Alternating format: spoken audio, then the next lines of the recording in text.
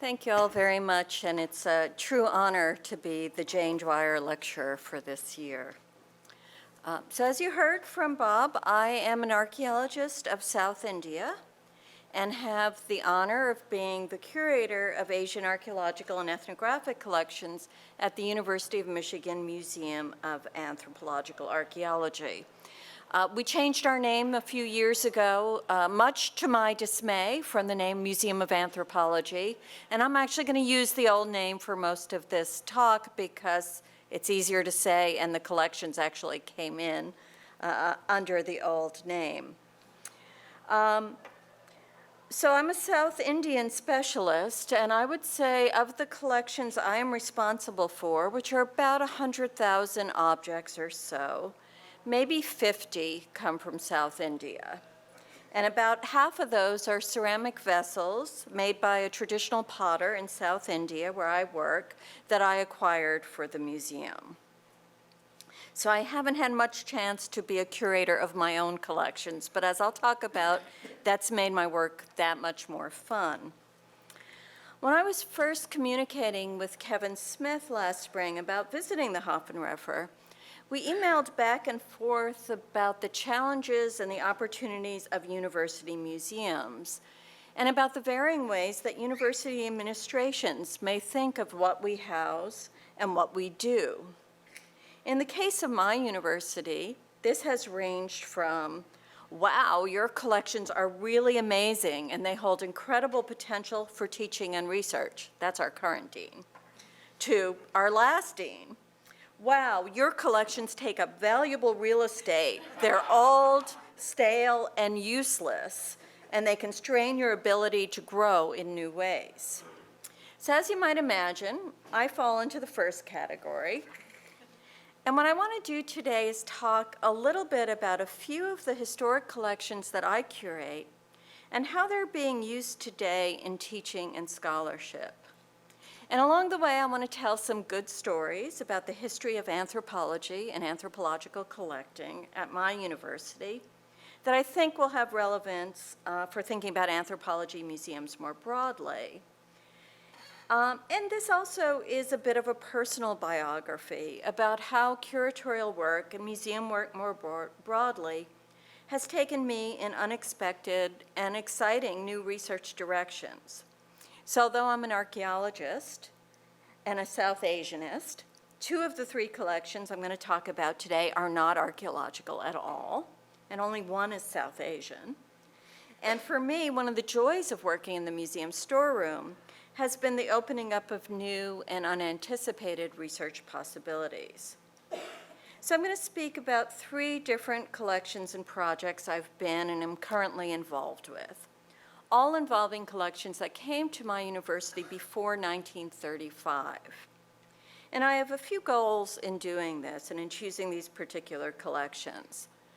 One is to show how old historic collections continue to generate new scholarship, decades, and in one case, a century, more than a century after they were created. And a second goal is to point to the potential of anthropology collections to provide a focus for broad interdisciplinary research that extends well beyond anthropology as a discipline.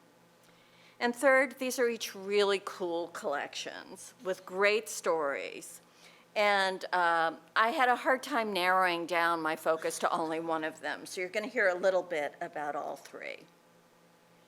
So the first collection I'm going to talk about is a collection of photographs taken in the Philippines between 1890 and 1913 under the auspices of an important and problematic individual named Dean Conant Worcester. The second collection is also from the Philippines and is from a University of Michigan archaeological expedition to the Philippines that directly launched the creation of our museum and Department of Anthropology in the early 1920s. And the third project I'm going to discuss involves a collection made by the University of Michigan Himalayan expedition in northern India in the early 1930s.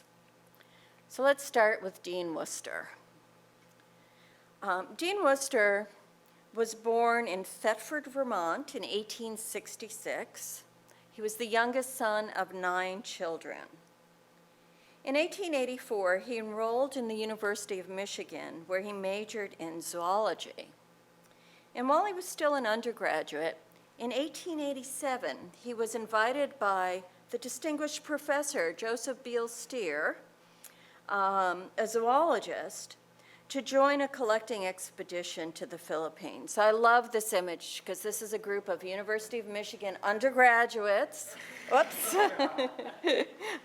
I'm pretty sure this is Dean Worcester, and a professor heading off to the Philippines, probably after. They're pretty ragged here, so they probably were in the field then, for a zoological collecting expedition.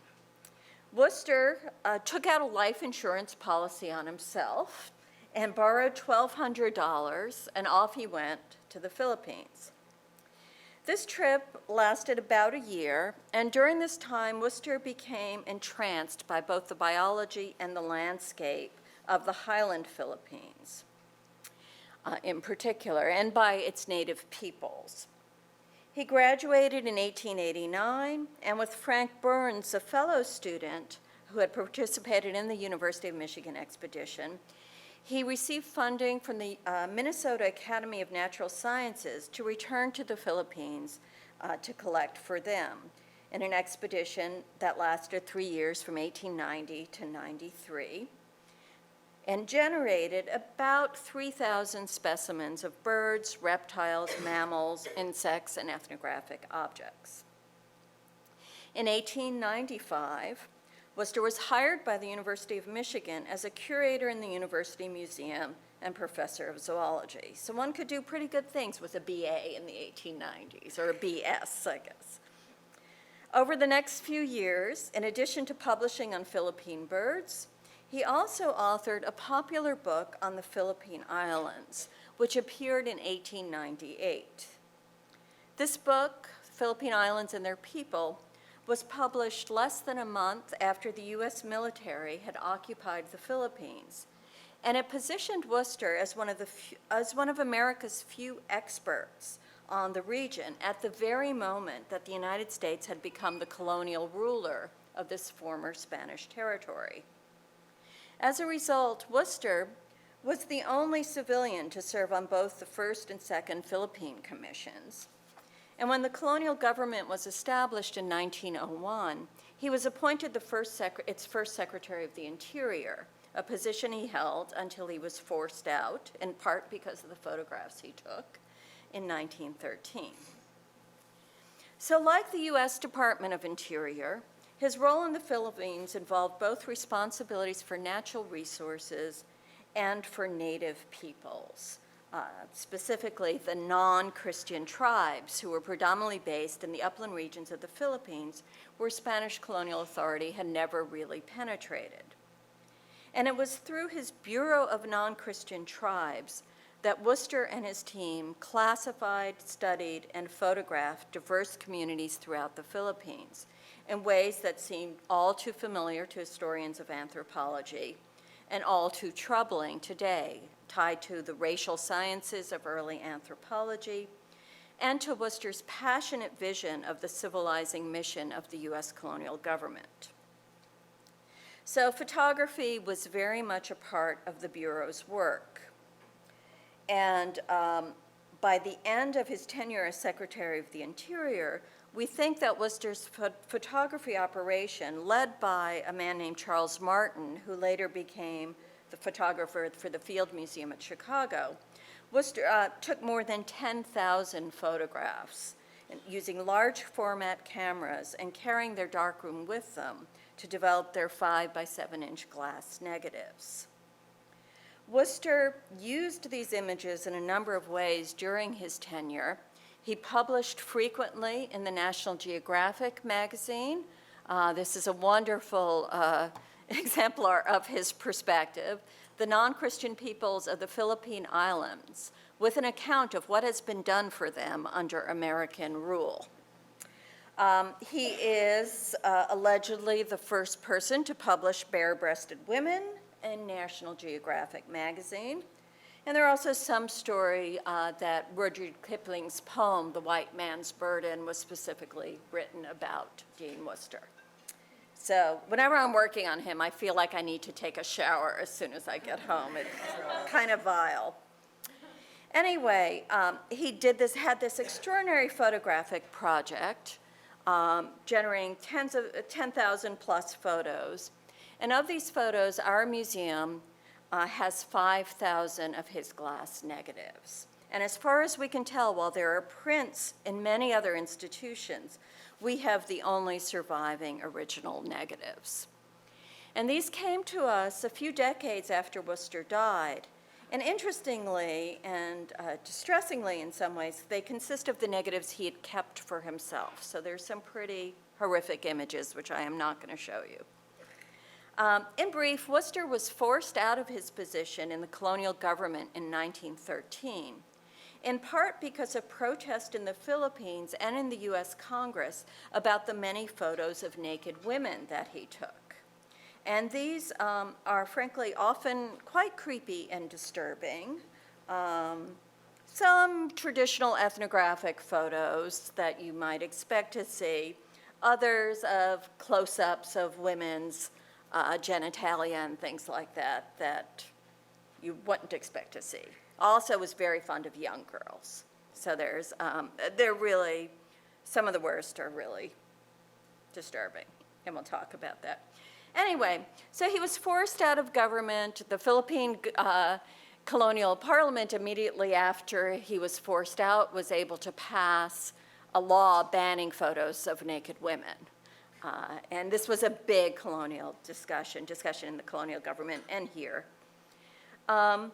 Worcester remained in the Philippines after he was out of government, where he was served as vice president of the Philippine American Company, which owned both mines and plantations, and died there in 1924. After his death, his son, Frederick, approached the University of Michigan, offering to sell a set of glass negatives to the university for $5,000, a lot of money in 1924. The university declined. Eventually, the negatives were sent to Clark Whistler at the American Museum of Natural History in New York, where they were put in the basement and then rediscovered in the 1950s. The AMNH again approached Michigan about taking the photos, this time for free, and we said yes. So they came to our historical library initially, which did not archive photos at that time, and eventually came to the Anthropology Museum in 1960. So in the 20 plus years I've been curator of the Asian collections, this is without doubt the collection that receives the most inquiries from researchers, the most requests for images, and has generated some of the greatest controversies. Over the years, my predecessor and I have had film negatives and prints made from the glass negatives, and more recently we've digitized the entire collection and reproduced a database of all the images. I've published a CD with more than 1,200 of the images, and historian Mark Rice has recently published a book on Worcester and his photographic project that draws heavily from our collections. So while many anthropology collections have difficult histories, this collection, more than any other that I curate, poses difficult ethical challenges in thinking about accessibility in particular of digital surrogates and the problematic nature of many of these images. So let me show you a few more images and use them to talk a bit about how they're being used today in research and exhibitions. Perhaps the most common use of the images today is by historians and cultural studies scholars who are critiquing the colonial photographic project, looking at how Worcester and his contemporaries understood race. And the captions that are beneath these images are the captions that were on the glass negatives, on the envelopes holding the glass negatives as they came to us. So these are presumably Worcester and his team's captions. And you can see this categorization of people into types.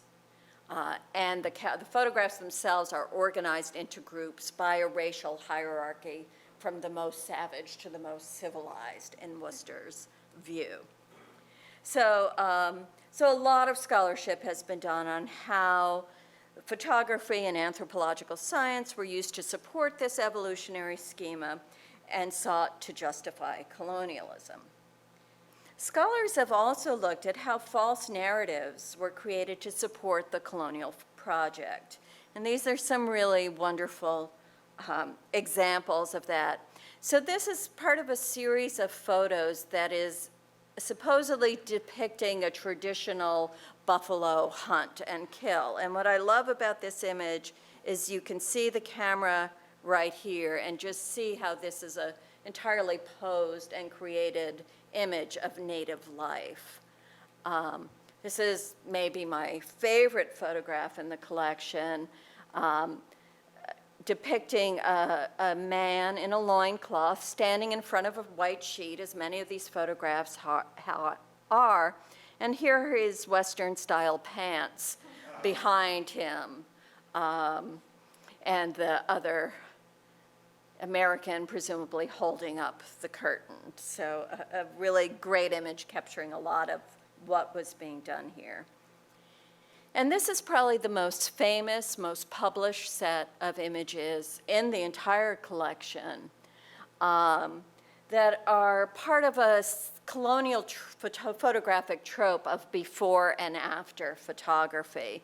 So a set of 3 images showing the same person on his path from savagery to civilization. These images have been published, were first published in 1914, I believe, and published subsequently dozens of times. In some cases, the captions are as you read here, that it's depicting the educational value of the constabulary, the indigenous Philippine military forces that were trained by the Americans. In other cases, the captions depict this man's experience civilizing through imprisonment. When he enters prison after a year of prison, and when he comes out, he's ready to enter the constabulary. Much published, much criticized in various ways. And Mark Rice, this historian I mentioned, who's just written on this collection, actually was able to discover who this man was and the fact that this is completely a fiction. So we've learned that his name was Don Francisco Muro. He was a high-status individual in the Bontoc Igorot tribe. He actually, by 1901, had traveled to Europe, had been in Spain. He was an elite individual in his community. These photos, which the captions say were taken in 1901, 2, and 3, were actually all taken in 1901, probably with some 6 months apart. This one taken when he was down in Manila, and these 2 taken a few months later. So very carefully posed and contrived. And a great story of how photography was used in the colonial period. This topic of the colonial use of photography has had a lot of discussion, and a few years ago, I and a colleague from our Asian Studies department hosted an international conference on the collection and on the challenges of disseminating or not disseminating difficult images. So what do we do with these images? I have 5,000 of them digitized. As a scholar in an American university, my obligation is to make them available to other scholars. As a curator of collections that I don't want to be disseminating on the World Wide Web as child pornography, I'm really uncomfortable about that, and certainly Philippine women are very uncomfortable about it. So we're debating ways to make them accessible, yet control access, and it's a hard thing to think about. So there's lots of nasty, negative things to say about this collection, but I don't want to just say that, because the photographs are also being used and studied in ways that complicate their stories and their value. Probably the most common request I get for photographs are from community museums in the Philippines who want copies for historical exhibitions on their community and or ethnic group. Recently, we've also had requests from a number of Philippine Americans who are doing genealogical research. And my greatest claim to fame as a scholar, perhaps other than this lecture, is that images from this collection and from RCD are now being widely used in the Philippines and in the United States by contemporary tattoo artists who are interested in recreating tribal tattoos. Archaeologists have used these photographs to think about issues of site formation and material culture in a part of the world where organic materials just don't preserve. And Philippine cultural anthropologist Deacon Salvador is involved in a repatriation project where she's taking these images back to source communities, including this photograph of a really important chiefly blanket, which no longer exists, the object itself, but she's been able to take this image and the image of a chief, though Worcester's caption does not acknowledge that, adorned in this blanket. And she tells incredibly moving stories of how communities have reacted to having these images back and the responses she gets from descendants. So while it's easy to dismiss these sorts of collections as just problematic and colonial, there's also a lot of other things that can be done with them. There's a lot more that could be said about these photos, but I want to move on to the other two collections I want to speak about. Now I'm going to stay in the Philippines and move to an archaeological collection that I curate, which results from an expedition facilitated by Dean Worcester that launched the museum and the Department of Anthropology at the University of Michigan, the U of M Philippine Expedition. So as Worcester was traveling around the Philippines as Secretary of the Interior, he noticed a lot of ancient Chinese ceramics in people's houses and in archaeological contexts. And in 1917, he approached his alma mater and encouraged them to launch an archaeological expedition in the Philippines. There wasn't great enthusiasm about this idea initially, not least because the only archaeologist at Michigan at the time was a classicist who had no interest in going to Asia. But eventually, and when private donors were found to fund the expedition, the university warmed to the idea. And in 1921, they approached a young archaeologist who had just earned his PhD at Harvard, named Carl Eugene Gutta. And Gutta was an Americanist who had worked with Kidder at Pecos and had worked with Morley on Mayan archaeology. He had been a U of M undergraduate, though, and his father was a professor of physics and a dean of the graduate school at the University of Michigan. So there's a little bit of nepotism at my university. I'm sure there isn't here.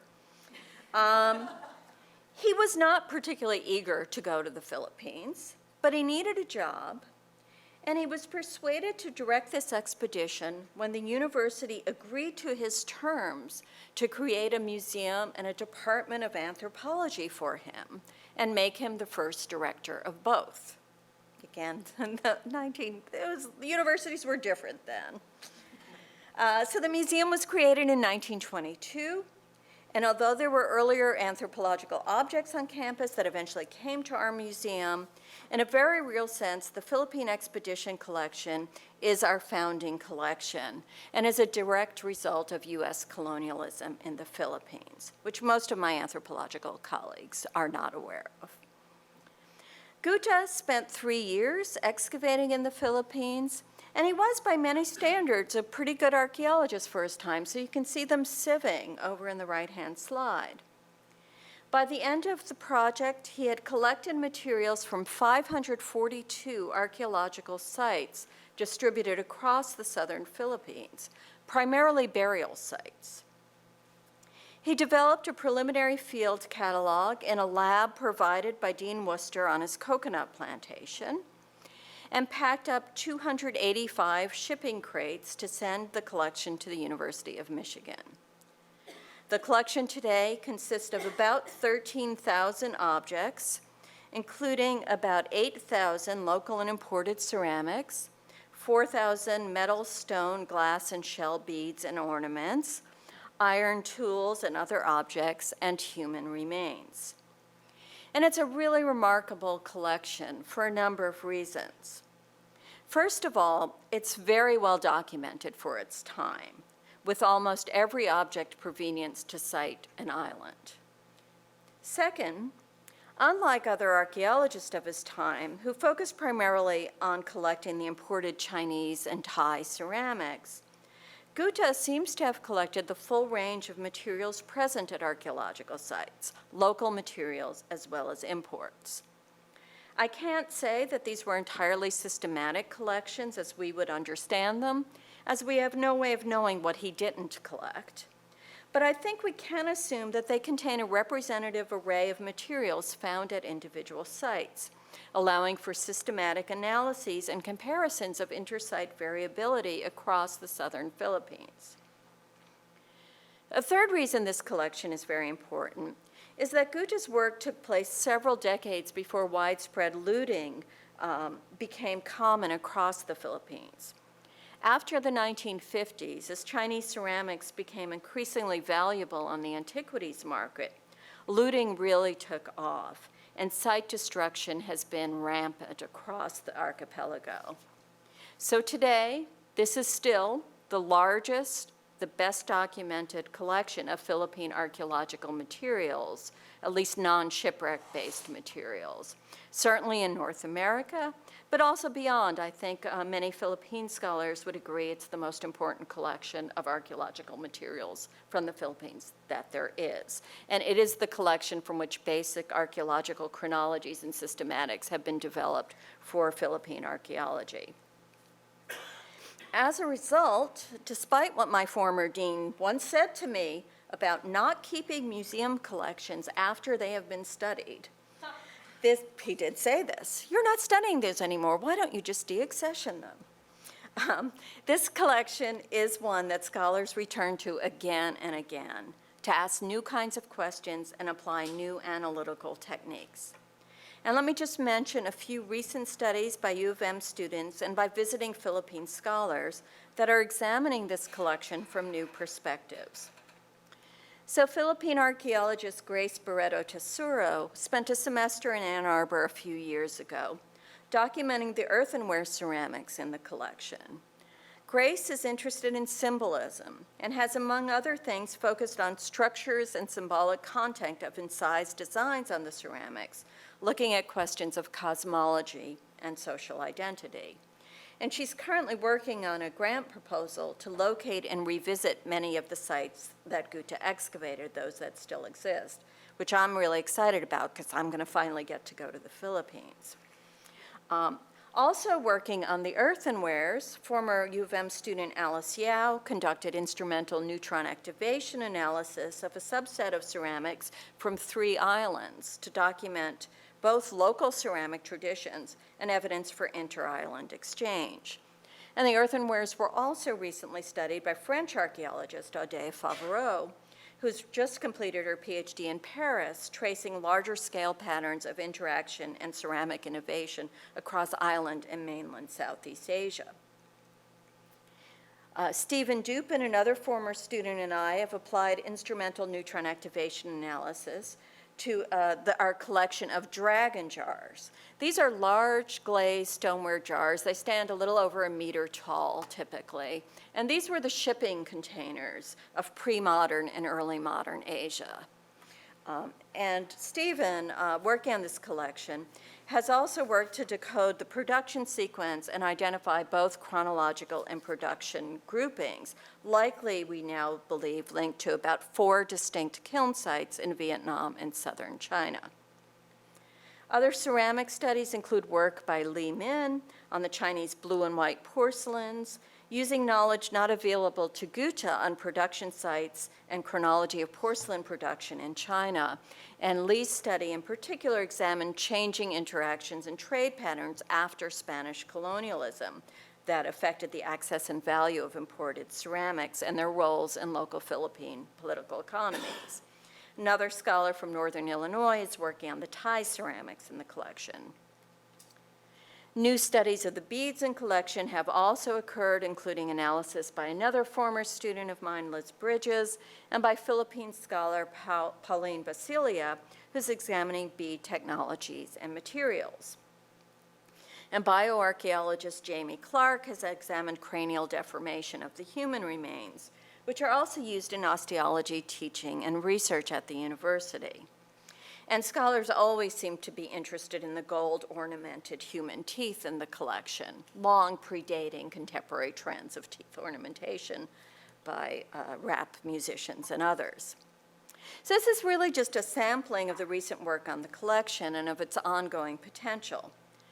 There's a lot more to be done, and given that all of the studies I mentioned to you thus far have focused on individual categories of materials in the collections, whether earthenwares or blue and white porcelains or the stonewares, I think the next stage of work is to work across different kinds of materials on the site and island level through developing an integrated database of the entire collection.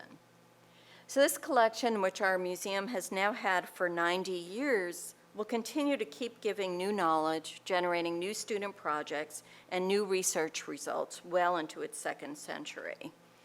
And in fact, I expect it's going to become more and more important over time as Asian sites continue to be destroyed by looting, development, and for the coastal Philippine sites by climate change. This is something that we all know as archaeologists, but I think still today there is often far greater value given to research involving new fieldwork than there is in going back to our old museum collections. But there's so much wealth in those old collections.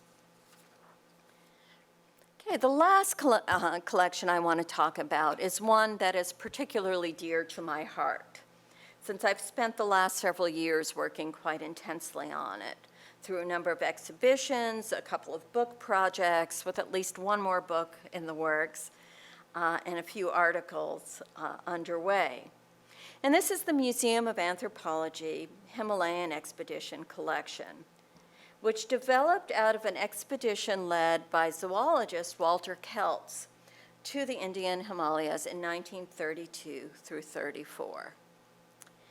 And if the Worcester photographs lend themselves primarily to historical research and ethnology, and the Philippine expedition lends itself to archaeological research, then the Kelts collection has been largely used for research on art history and religious history, though I'm actually mostly interested in it from the perspective of the history of collecting in colonial India.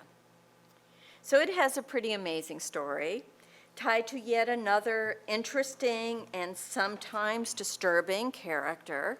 Might not have been quite as evil as Dean Worcester, but he was problematic in his own right, and I'll tell you some stories in the question period if we have time. So Walter Kelts was born in Waterloo, Michigan, about 20 miles from Ann Arbor in 1895, the son of a German blacksmith. He died in the same house in which he was born 94 years later, and in between he lived an extraordinary life. He was trained as a zoologist, completed his dissertation in 1920 on Lake Huron whitefish, and these are some of his specimens from our Museum of Zoology. In 1925, Kelts was hired to serve as the naturalist on the famous Macmillan Bird expedition to Greenland, sponsored by the National Geographic Society. And this is one of the legendary early Arctic expeditions, not least for being the first to use airplane survey in its work. As the naturalist, Kelts collected plant and animal specimens, which are now at the Smithsonian, and also made a small collection of material culture, kayaks, clothing, walrus ivory objects, and so on, which are in our museum's collections. This expedition started a passion for travel for Kelts and a passion for collecting, and he was truly an obsessive collector. After returning from Greenland, he went to New Mexico to care for a friend suffering from tuberculosis, and he also collected there Navajo weavings, Pueblo pottery, baskets, silver jewelry, unfortunately not in our collections. His friend died in 1927. He returned home to Ann Arbor, where he became appointed the state ichthyologist, and he held positions at the university, including for the position of the curator of fish in the Museum of Zoology. But in 1930, he got the chance to travel again, this time to India, to the Himalayas, when he was hired to become the naturalist for a new research institute, the Urasvati Research Institute of Himalayan Studies, created by the Russian expatriates Helena and Nicholas Roerich. And if we had time for this story, and I'll only tell you bits of it, this is where we enter into Hollywood film territory. It's an amazing, scandalous story, which I'll briefly summarize. So the Urasvati Institute was founded in 1928 by the Roerichs in order to research the natural and cultural history of the Himalayas, and in particular to search for knowledge to address modern problems. Walter Kelts joined them in 1930 to serve as the botanist for the project, specifically to collect ethnobotanical, let me stay where I am, to collect ethnobotanical knowledge from Tibetan Buddhist healers and plant specimens that could help the Roerichs hoped in discovering treatments and cures for cancer and heart disease, among others. So in this work, Kelts the ichthyologist turned into a botanist, and I can elaborate on that in the questions. Nicholas Roerich was at this time a world-famous painter, explorer, peace activist, philosopher, and theosophist. And there is a Roerich Museum in Manhattan if you ever want to go. Helena was a self-proclaimed mystic and clairvoyant. Kelts was an arrogant and skeptical scientist. Not a good combination. And this was a relationship destined to collide. But it was Kelts' introduction to the region, and his eventual falling out with the Roerichs led to our collection and his University of Michigan expedition. So Kelts first arrived in Kulu in modern Himachal Pradesh, India in May 1930, and immediately began collecting. In his first 8 months, he traveled hundreds of miles and gathered more than 10,000 plant specimens and 300 birds. Many of these specimens were destined for the Urasvati Institute's museum in Kulu, while others were sent to New York, Michigan, Washington, D.C., and Paris. During this time, this initial period in India, Kelts met and was accompanied in his work by a group of men who would also join him in the later University of Michigan expedition. Most important is this man, Thakur Rup Chand, who would eventually move to Michigan with Kelts and become his professional and life partner for the next 40 years. Rup Chand came from a noble but impoverished local family, and the respect in which his family was held and his credibility gave Kelts access to local rulers, lamas, and monasteries that would stand him in good stead when he returned to the region to collect for the University of Michigan. Kelts' initial one-year appointment with the Institute was great. He was renewed for a second year in the spring of 1931, and he began a second collecting trip, collecting biological specimens, and also by this time material culture, ritual objects, paintings, and other objects for his own personal collections.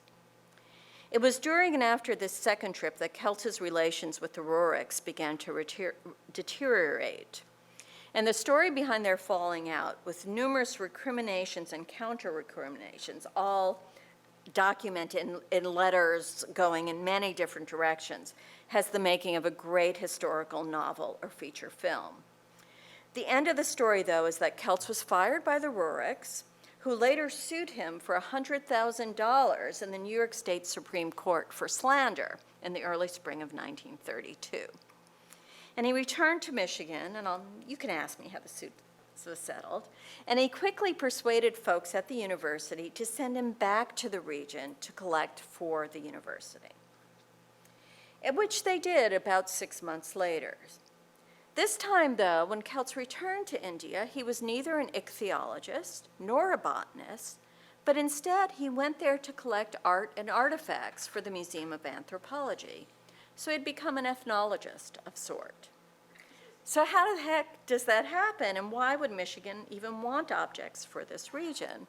And why would he collect for an anthropology museum and not an art museum? There's no reason whatsoever to think that the University of Michigan had any interest in acquiring, particular interest in acquiring art or natural history specimens from this part of the world. But the university had museums and had had them since the university was founded in 1837 or 1817, depending how you define it. And at that point in the early 20th century, they still wanted to grow their collections. So while the administration didn't particularly want to fund Celts' expedition, they were more than willing to see it happen if private funds could be raised. And within 6 months of returning to Ann Arbor, Celts had managed to raise the money. He received $500 from the famous Asian art collector, Margaret Watson Parker, who was a friend and protege of the deceased Detroit industrialist, Charles Lang Freer. And he also received $5,000 from the university's Freer Endowment, which had been created to support research and education in the history of art. Given that the sources of funding, his funding, were associated with the arts, it's not surprising that the primary goal of the expedition was to collect art and artifacts for the museums. I should note here that the University of Michigan Museum of Art did not yet exist in the early 1930s. It was created in 1946, whereas the Museum of Anthropology had been founded in the 1920s with Goethe's expedition. So that's one reason the collecting was for an anthropology museum and not an art museum. But more importantly, I think, the main reason that these objects went to an anthropology museum is because Tibetan art was not understood as art in the 1930s. It was still this wild ethnographic objects. Tibetan art became art really much later than other areas, at least to the art connoisseurship world. All right, so money in hand, Celts left Michigan on November 2nd, 1932, spent the next 18 months in British India. He spent the winters acquiring shawls and other objects in the lowland cities of Delhi, Lahore, and Amritsar. And he spent about 8 months or so up in the Himalayas, the high mountains, where he collected Tibetan paintings, ritual objects, and other items of material culture. Our collection consists of about 550 objects in all. He also collected plants and birds, many thousands of specimens of each, so he really never gave up on his biological collecting. One of the really fascinating things about this collection is, like the Philippine archaeological collection, it is very well documented, unusually so for Tibetan collections. Celts was a prodigious diarist. He wrote a diary entry just about every day of his life. And fortunately, we have his diaries in our historical library. And fortunately for all of you, I spent a year transcribing this diary, so it is now published as a book.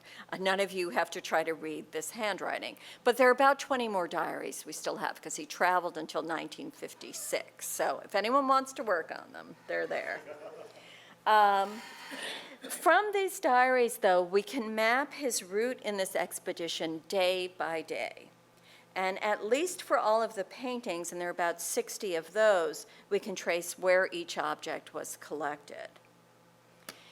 The other good thing about his collection is that I think because he was a biologist, he had a very different approach to collecting than a Buddhist studies scholar or an art historian would. While he had a very strong aesthetic sense, and he wrote about this, what he considered good and bad, in his diary quite a lot, he was also interested in capturing the diversity of a category of objects. Just like a naturalist, would want male and female specimens, young and old specimens, regional varieties of specimens. And we see this particularly in the textiles, where he writes that it's an interesting collection, not because all the textiles are beautiful, but because they're representative of the range of textiles. So it's the kind of collection you would not find in an art museum, even though many of the objects are of great artistic value. We also find this to some extent in the paintings. This is one of my favorite paintings in the collections, because this is not a high art Tibetan Thangka. It's a folk tradition of painting. It's the kind of painting that does not exist in other museum collections, really, but I find it totally charming and wonderful. The result is that this is one of the largest collections of Western Himalayan material culture in the United States, and it's also one of the best provenienced and most useful for various kinds of research. This collection is very well known among art historians, certainly, and in recent years, paintings from the collection have been on exhibit in a number of contexts. This is an exhibit I co-curated in our Museum of Art, though some of the paintings right now are in the Rubin Museum of Himalayan Art in New York. The exhibit's going down this week if you want to see them. But for my work, what I'm really interested in in this collection is from the perspective of the history of collecting in colonial India.